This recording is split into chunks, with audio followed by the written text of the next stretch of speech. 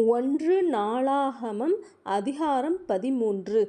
தாவீது 1000 பேருக்கு தலைவரோடும் 100 பேருக்கு தலைவரோடும் சகல அதிபதிகளோடும் ஆலோசனை பண்ணி இஸ்ரவேல் சபையை எல்லாம் நோக்கி, உங்களுக்கு சம்மதியும் நம்முடைய தேவனாகிய கர்த்தருக்கு சித்தமுமாயிருந்தால் இஸ்ரவேலின் தேசங்களிலெல்லாம் இருக்கிற நம்முடைய மற்ற சகோதரரும் அவர்களோடே தங்கள் வெளிநிலங்களில் இருக்கிற ஆசாரியரும் லேவியரும் நம்மோடே கூடும்படிக்கு நாம் சீக்கிரமாய் அவர்களிடத்துக்கு ஆள் அனுப்பி நமது தேவனுடைய பெட்டியை திரும்ப நம்மிடத்துக்கு கொண்டு வருவோமாக.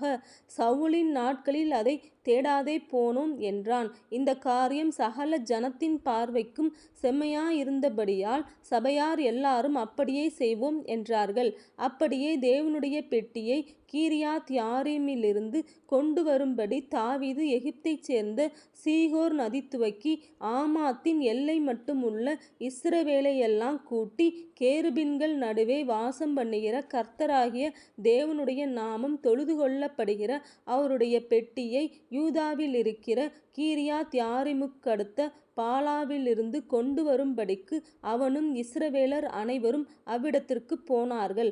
அவர்கள் தேவனுடைய பெட்டியை அபினதாபின் வீட்டிலிருந்து ஒரு புது ரதத்தின் மேல் ஏற்றிக்கொண்டு வந்தார்கள். ஊசாவும் அகியோவும் ரதத்தை நடத்தினார்கள். தாவீதும் சகல இஸ்ரவேலரும் தங்கள் முழு பலத்தோடும் தேவனுக்கு முன்பாக சுரமண்டலங்களையும் தம்புருக்களையும் மேளங்களையும் கைத்தாளங்களையும் பூரிகைகளையும் சேவித்து மகிழ்ச்சியாய் ஆடிப்பாடினார்கள். அவர்கள் கீதோனின் களம் மட்டும் வந்தபோது மாடுகள் இடறினபடியினால் ஊசா பெட்டியை பிடிக்க தன் கையை நீட்டினான். அப்பொழுது கர்த்தர் ஊசாவின் மேல் கோபம் மூண்டவராகி அவன் தன் கையை பெட்டி அண்டைக்கு நீட்டினதின் மித்தம் அவனை அடித்தார். அங்கே அவன் தேவ சமூகத்தில் செத்தான். அப்பொழுது கர்த்தர் ஊசாவை அடித்ததின் மித்தம் தாவீது விசனப்பட்டு அந்த ஸ்தலத்திற்கு இந்நாள் மட்டும் வழங்கி வருகிற பேரேஸ் ஊசா என்னும் பேரிட்டு, அன்றைய தினம் தேவனுக்கு பயந்து தேவனுடைய பெட்டியை நான் என்னிடத்துக்கு கொண்டு வருவது எப்படி என்று சொல்லி பெட்டியை தன்னிடத்தில் தாவீதின் நகரத்திலே கொண்டு வராமல் அதை கித்தியனாகிய ஓபேத் ஏதோமின் வீட்டிலே சேர்த்தான்.